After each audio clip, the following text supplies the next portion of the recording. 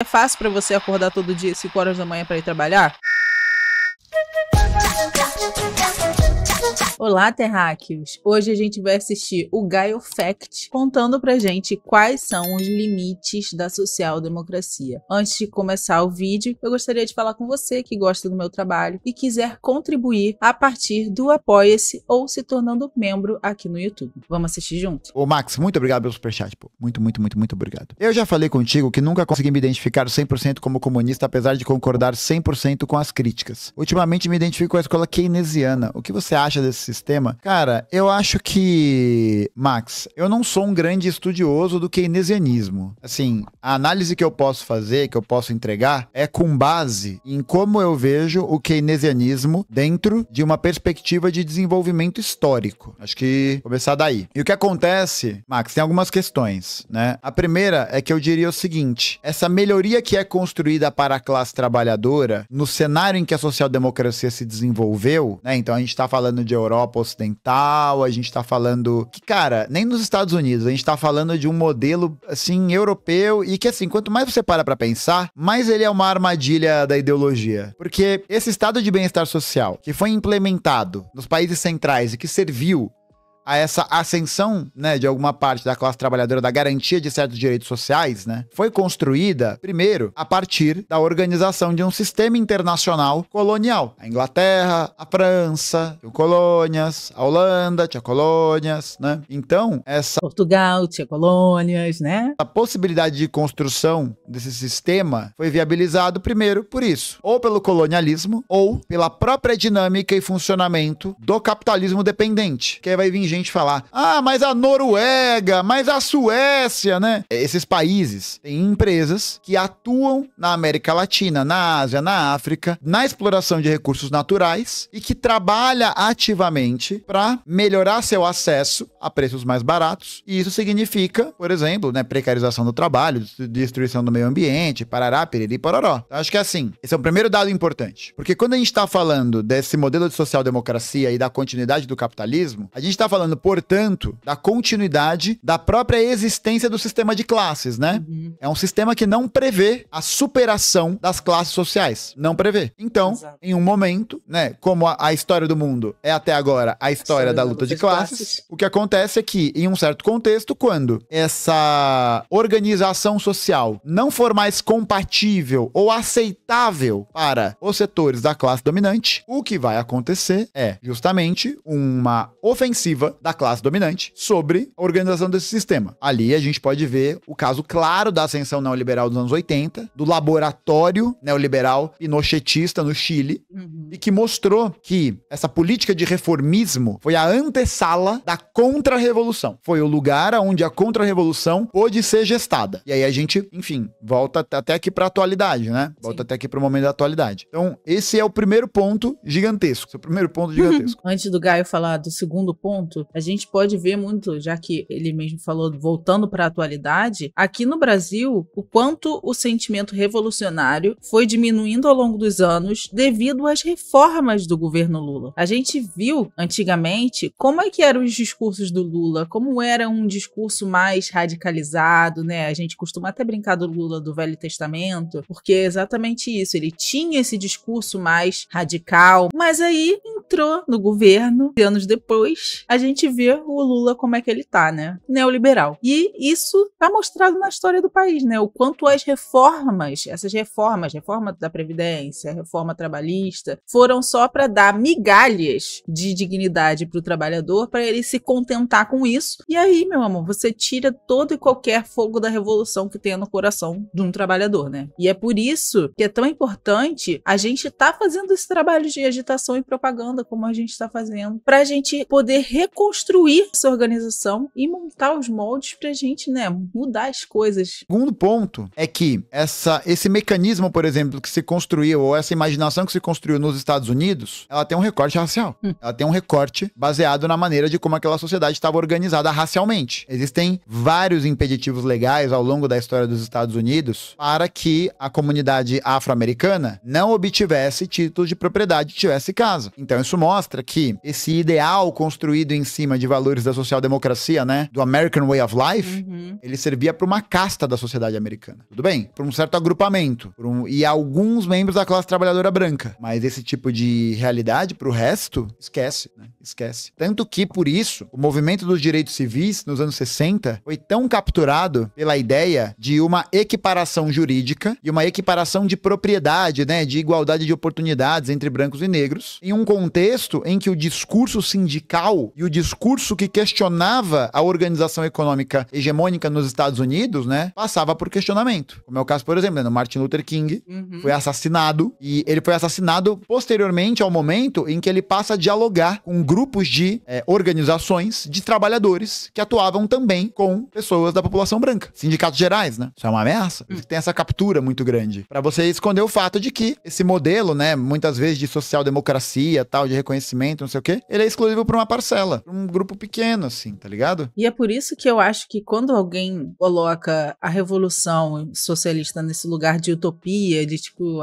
vocês nunca vão conseguir fazer isso, as coisas nunca vão melhorar, esse, sabe, realismo capitalista, eu sempre vejo isso como um lugar de privilégio. Eu sempre vejo essa pessoa falando de um lugar de privilégio, porque a situação tá uma merda pra muita gente há muito tempo, né? Só que quem não tá numa situação tão merda quanto algumas pessoas, que normalmente são pessoas pretas, né, acaba falando, gente, nunca vai mudar, sabe? Tá bom do jeito que tá, e é isso, aguentem. Só que assim, quando que teve bom pro trabalhador, né, gente? Nunca teve. Vocês acham que lá na Revolução de 1917 na Rússia, tava todo mundo querendo revolução? Não é assim. O capitalismo já existia. O capitalismo sempre vai querer que a gente se coloque nesse lugar de alienação, da gente não ver as coisas como realmente são e não querer lutar pelos nossos direitos. Só que a situação nunca esteve no nosso favor e a gente já conseguiu inúmeras vezes. E por que não agora? Eu luto para que eu viva a revolução, sabe? O Gaio também, ele já falou isso em inúmeros vídeos. E a gente tá fazendo por onde? Se a gente ficar com esse sentimento de resignação de que as coisas nunca vão mudar, e mesmo que as coisas não vão mudar. Mas é isso, quem tá falando isso? Quem tá falando isso provavelmente tá num lugar de privilégio que tá conseguindo levar a vida do jeito que dá, e é isso, tá ligado? E não tem nem a vontade mais de mudar as coisas. Sinto muito. O mundo do jeito que está, eu não gosto. Por isso, eu quero mudá-lo. É isso, eu tô aqui pra tentar fazer com que outras pessoas também tenham esse desejo de mudança e também tenham a esperança, né, como Gramsci já falava, o pessimismo da razão e o otimismo da vontade. Então acho que é isso, assim, acho que a gente vê que é um ponto que tem uma contradição histórica, assim, que a gente observa, né, ao longo do desenvolvimento da história da América Latina, da Europa, dos Estados Unidos, de todos os lugares, né. Há um limite, e esse limite, ele só tem como ser superado a partir do momento em que se propõe o enfrentamento, que é isso, né, é uma corda sendo puxada por dois lados. Sim. Uma hora essa corda arrebenta, mas ela vai arrebentar pra qual lado? Eu concordo contigo, mas ultimamente vejo que sair do neoliberal direto pro sistema socialista é impossível de sustentar internacionalmente. Cara, são muitas questões. Eu acho que assim, Max, é realmente complexo. Ninguém tá dizendo essa questão. Ninguém está dizendo que vai ser fácil. Ninguém. Tira o cavalinho da chuva. Sim. Tira o cavalinho da chuva se você acha que qualquer coisa nessa vida vem fácil. A não ser que você seja herdeiro. Aí vem fácil, né? Mas não vem fácil. Ainda mais nesse cenário. E por isso que é cada vez mais urgente que a gente crie essa cultura para que as pessoas se mobilizem e façam alguma coisa. Se sintam no poder de fazer alguma coisa. Eu acho que essa é uma coisa que pega muito o coração da galera, né? Uma coisa que pega muito o coração da galera. De ver que não há alternativa. Não parece ter alternativa. Não tem alternativa. Fudeu, é isso? Acabou? A gente vai ter que se contentar com o mal menor, tá ligado? Porque no final das contas é isso. Beleza, o cara lá tá falando de democracia, tá falando de Estado Democrático de Direito, não sei o quê, mas a minha vida continua a mesma. Mudou o quê? Tá ligado? O que realmente mudou? Tá com mais fila na UBS? Tudo muda e nada muda. Por isso que as pessoas também olham pro debate político, né, na televisão e falam, isso aqui é uma merda. Isso aqui é uma merda. Por quê? Ninguém propõe nada, sabe? É sempre proposta, assim, do abstrato, né? Eu tenho uma ideia aqui, moleque, tive uma ideia foda. Tive uma ideia pica. Vai mudar o mundo. Vocês viram o Pablo Marçal no Roda Viva? Sério.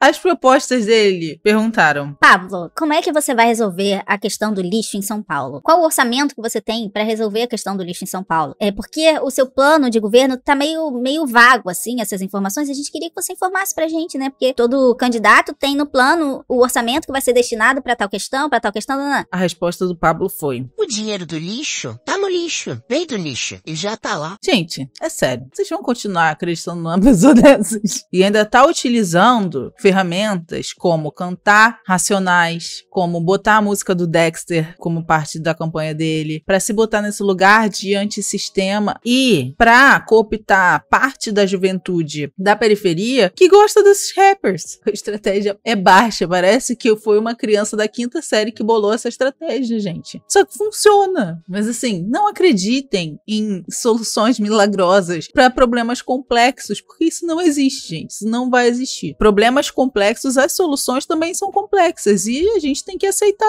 isso. Não vai ser fácil. E aí, o que vem nessa vida fácil? O que nessa vida é fácil para você que é trabalhador? Para você que é de periferia? Para você que é suburbano? É fácil para você acordar todo dia às 5 horas da manhã para ir trabalhar? Pegar condução lotada para ir trabalhar? Chega lá, aturar o seu chefe chato, insuportável te cobrando? É fácil isso? É fácil chegar no fim do mês e ganhar um salário de R$1.400 para ter ficado 40 horas semanais no trabalho, para passar mais tempo com as pessoas do seu trabalho do que com a sua própria família? Tá fácil, gente? Porque eu não acho que isso tá fácil. Então eu prefiro lutar para mudar essa situação do que continuar a vida inteira nesta merda de sistema capitalista que a gente vive, que não deixa a gente viver e só sobreviver. Difícil, né? Organize seu ódio, meu amor. Vai mudar São Paulo. Porra, foda. Ou é xingamento, sabe? Dialoga muito pouco com a população, muito pouco. Eu acho que essa também é uma tendência que a gente tem que quebrar. Não tem como a gente sustentar nenhum tipo de projeto, se a gente não acredita nele, cara. Se a gente não consegue fazer com que as pessoas se mobilizem pra isso. Não tem como. Cara, até pra eu dar um exemplo, né? Um outro exemplo. Na época que eu era diretor de modalidade do Rugby Fefeleche, um beijo, um abraço para os meninos do Rugby Fefeleche. A gente percebe, no momento ali que você tá tentando organizar um movimento, tentando organizar um coletivo, que se não existe mobilização e movimento por parte das pessoas para acreditarem no que elas estão fazendo, o bagulho não anda. Exatamente. Não anda. E assim, não anda para além das dificuldades, né? Porque, é difícil, é complexo, o cenário é desfavorável, a vida é uma droga, é isso. Gente, isso é circunstância. Isso tá dado. Isso é circunstância, tá ligado? É problema que tem que ser resolvido. Não é fácil, mas tem que começar de algum lugar. Tem que fazer alguma coisa. Porque se você não faz nada acontece. E eu acho que é isso, assim. A gente já pôde, historicamente, Max, experienciar o que foi esse modelo. A gente já experienciou ele historicamente. Ele como uma tentativa de apaziguamento da luta de classes, né? De apaziguamento, de alguma maneira. E tamo aí, né? Então, no que... Cara, o keynesianismo não tem essa ideia que moradia, alimentação, educação e saúde não serem produtos. Não é isso. Não é isso. O fato de existirem políticas de Estado não faz com que essas áreas e setores deixem de ter algum tipo de provocação de interesse nas classes dominantes, né? E sobretudo na transformação de mercadoria. No mundo de hoje teria um embate com a classe dominante em todo mundo, cara.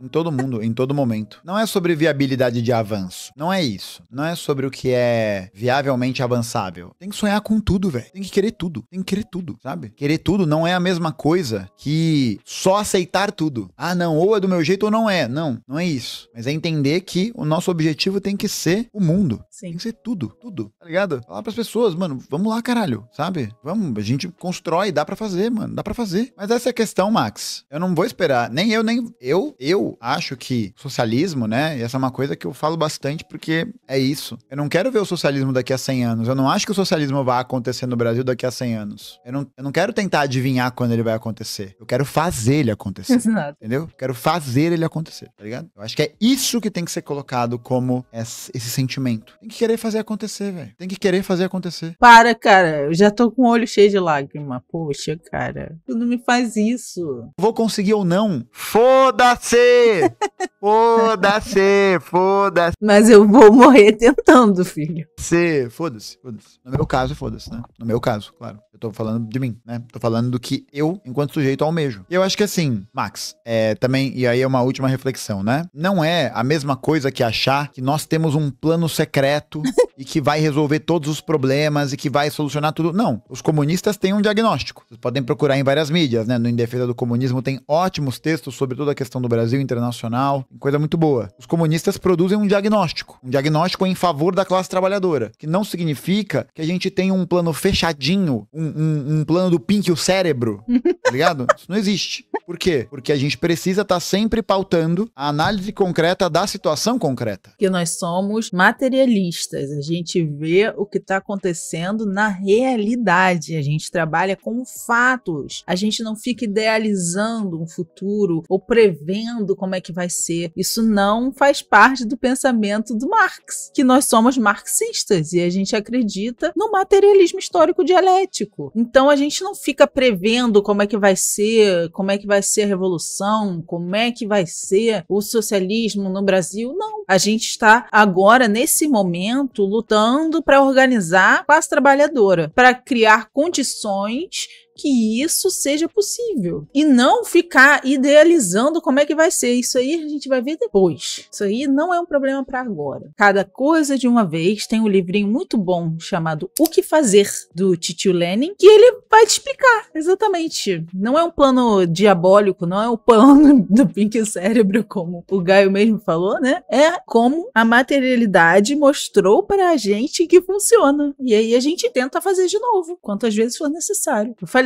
a gente vai morrer lutando, meu amor. A gente, digo eu e Gaio, pelo menos, né? Que estamos aqui concordando nessa ideia. O que é a análise da situação concreta? E a análise da situação concreta é a gente entender os problemas políticos, entender as necessidades, entender como que a nossa estratégia vai estar relacionada àquilo, né? Essa melancolia de esquerda, muitas vezes, ela acaba produzindo um sentimento contra-revolucionário. De alguma maneira, é o realismo capitalista aparecendo. É o realismo capitalista vendo isso. E assim, tudo bem. As pessoas podem olhar pra mim e falar, você tá maluco, você tá na utopia, você tá viajando. Eu falo, não, beleza, eu posso estar viajando. Posso estar viajando. Talvez eu esteja viajando. Talvez não. Já parou pra pensar que talvez você esteja viajando? Ó, vou ler aqui o que ele colocou. Tipo, a ideia de ir construindo lentamente uma mudança. Eu concordo, mas tem gente que sofre dia após dia, e quando alguém sofre, ela precisa de solução pra parar de sofrer. Perfeito, Max, você tem razão. As pessoas precisam de uma solução hoje pra parar de sofrer. O que acontece é que o cenário que a gente tem visto nos últimos anos, no geral, qual que é? Há um avanço da social-democracia pelo mundo? Tem um avanço das políticas de social-democracia? Pelo contrário. O contrário, a gente tem visto o avanço das políticas neoliberais. Porque vale lembrar também, né? O governo Lula, sempre bom reforçar, é um governo neoliberal. Sim. Né? É um governo com políticas neoliberais. É um governo Sim. que tangencia cada vez mais para isso. A gente fala ainda, né? Cada vez mais, tal, como se já não fosse um processo consolidado, mas eu acho, pessoalmente, que já tá consolidado. Então, Max, a questão é a seguinte. Não existe, né, essa proposta combativa, as pessoas não se mobilizam. E o que acontece é que o atual estado das coisas é que não existe espaço, não está existindo espaço para que políticas conciliatórias resolvam a situação nem dos problemas urgentes. Que beleza. E aí acaba acontecendo o que está acontecendo com o Pablo Marçal. Essa galera que tá com esse sentimento de querer mudar o sistema, de querer mudar as coisas do jeito que estão porque a situação tá uma merda, é cooptada pela galera da direita que vai dar essas soluções rasas, essas soluções que não funcionam e se pintar como antissistema. Foi o que a gente viu no vídeo do Chavoso, que a gente reagiu ontem. A gente tem que ocupar e disputar, literalmente disputar, o ideário das pessoas para que essa vontade de mudar o sistema seja para mudar de fato e não continuar no sistema, que é o que o Pablo Marçal tá querendo, só que ele diz pra você que ele é antissistema, né? Só que não dá pra ser de direita e ser antissistema. A gente tem ainda no Brasil um monte de gente passando fome, né? Um monte de gente passando fome. O governo anunciou que pro ano que vem não tem reajuste do Bolsa Família. E aí? Nem no governo em que supostamente a gente resolveria com maior urgência os problemas da classe, isso está acontecendo. Supostamente, né? Supostamente, teoricamente. Tá ligado? É isso. Almejar o projeto socialista, ser comunista e tal, não é a mesma coisa que abrir mão de entender a realidade concreta dos trabalhadores e trabalhar e militar por pautas que afetem diretamente a vida delas. Nós, do PCB estamos falando há muito tempo, apoiando o movimento VAT, por exemplo, na luta pelo fim da escala 6x1. Então, assim, precisa analisar isso. É preciso que a gente, por exemplo, paute o piso nacional da enfermagem, porque são questões que afetam diretamente. É preciso que a gente paute o fim da política de corte de gastos, o fim da política do arcabouço fiscal, porque uma política que corta investimento, corta a possibilidade de ter recurso para atender as pessoas no estado mais urgente, sabe? Então, acho que assim, não é uma dicotomia, tá ligado? Não é uma divisão desse jeito, né? Ah, você é comunista, então você só vai apoiar a coisa lá na frente, não sei o quê. Não, a gente precisa entender quais são as dinâmicas, quais são os momentos, quais são o que vai ajudar a mobilizar a classe na sua direção de independência política, de autonomia política. Você pode parar pra ver e falar com todo mundo, Max, com todo mundo. E você também que tá ouvindo, sei que não é o Max. Pode parar e falar pra todo mundo. Qual é a coisa hoje que o brasileiro mais tem? Cansaço. Cansaço. As pessoas estão cansadas, exaustas de pegar transporte público lotado, de ficar 3 horas no transporte, de trabalhar em escala 6x1, de não ter como ir pra um restaurante popular, de não ter acesso a uma lavanderia pública, de não ter folga, de não ter nada disso. As pessoas estão cansadas. O que significa isso? Que nós, comunistas, precisamos, por exemplo, pautar a diminuição da jornada de trabalho. Sim. Percebe como isso é, ao mesmo tempo, uma pauta que impacta diretamente na mobilização diária das pessoas, porque, afinal de contas, tá todo mundo fudido e cansado. Então, isso gera impacto, isso gera essa movimentação, e, ao mesmo tempo, você atende a uma questão concreta, percebe? Uma questão concreta que aí precisa ser pautada. E aí, sim, né? Fim da escala 6x1, por exemplo, pautado por uma perspectiva que dê mais autonomia e independência para a classe. Sim. E não numa mudança de escala, por exemplo, que possa aumentar a jornada diária de trabalho. A gente precisa pautar a mudança da escala e a redução da jornada para 30 horas. Tá ligado? E isso é essa atuação. Não é uma dicotomia, não é um negócio separado assim. Ó, uma outra coisa, Max. 21% da população quer votar no Pablo Marçal. Isso me destrói por dentro, que não tem como vencer uma pequena mudança como essa sem apoio da população. Mas então, é justamente isso. O Pablo Marçal é a serpente do deserto. Pablo Marçal é a cobra do deserto. Ele que adora fazer referências bíblicas, né? Ele que adora usar isso e tal. Ele é a serpente que fica na tua orelha. Por quê? Porque ele tá te dizendo uma coisa que atende a sua visão de verdade. Então, é isso. É a sacanagem dos políticos. É a defesa do home office. É o empresariamento da sociedade, né? É um reforço de uma lógica constante e que, num primeiro momento, para as pessoas, parece verdade. Parece verdade. Ela é verdade como impressão imediata. Como impressão imediata. Por isso que faz sucesso. Por isso que faz sucesso. Porque tá dizendo a verdade. Fora que, gente, o Pablo Marçal estava literalmente pagando as pessoas para fazer cortes dele e jogar nas redes sociais. E aí, a edição que tivesse mais visualização, ele dava entre 50 e 5 mil reais de bônus pra pessoa. Ele literalmente está comprando as pessoas. Ele tá comprando os jovens pra ficar do lado dele. Entende? Como esse discurso é raso, como esse discurso não é antissistema, porque pariu. Como é que você comprar as pessoas é antissistema, né? O sistema é de direita, o sistema é capitalista, então não tem como você usar as armas do sistema e dizer que você é contra o sistema. Tá dizendo a verdade num sentido imediato. Só que quando você para analisar o programa político que sustenta essa verdade, aí que tá o pulo do gato. Aí que tá. Esse programa político é um programa político que fortalece os setores da classe dominante. Outros setores da classe dominante. Talvez não os mesmos do bolsonarismo tradicional, sei lá, qualquer merda assim. Né? Aí que está o miau jump do cat. Né? Jump do cat. Ai, amigo, amo você, viu? Gente, espero que vocês tenham gostado. Achei muito bom o vídeo. Acho que é isso, a gente tem que lutar. Luta pra gente tem que ser verbo. Vamos organizar esse ódio. Com a organização, a gente consegue tirar essa melancolia, direcionar esse ódio pro lugar certo. Venceremos, meu amor. Até a vitória, tá bom? Se você gostou desse vídeo, já deixa seu like, se inscreve no canal se você ainda não é inscrito e ativa o sininho pra não perder nenhuma notificação. E beijos, até o próximo.